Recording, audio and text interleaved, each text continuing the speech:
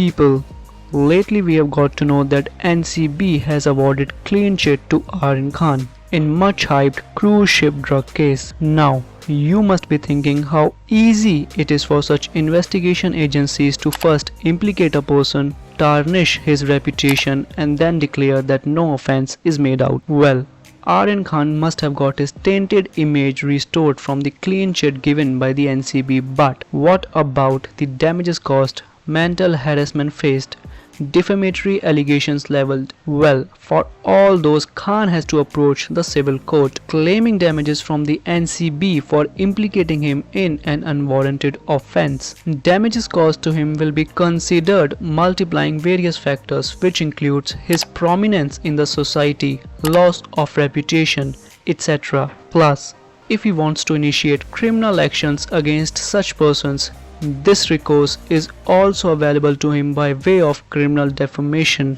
wherein he can sue the NCB under section 499 and 500 of the Indian Penal Code for defaming his image in the society. And last but most importantly, Khan can also charge NCB and specifically Samir Wankhede, the officer who arrested him in the first place, for malicious prosecution as defined under section 182 of the Indian Penal Code. All these recourses are available to Khan and his family to mitigate the damages caused to them. And make no mistake, this is for all of you who fall victim of unnecessary criminal prosecutions by the investigation agencies without any rhyme and reasons. If you want to know whether newspaper articles are admissible as evidence in court, click on the reflected video. For such identical legal knowledge, keep following Layman to Lawman.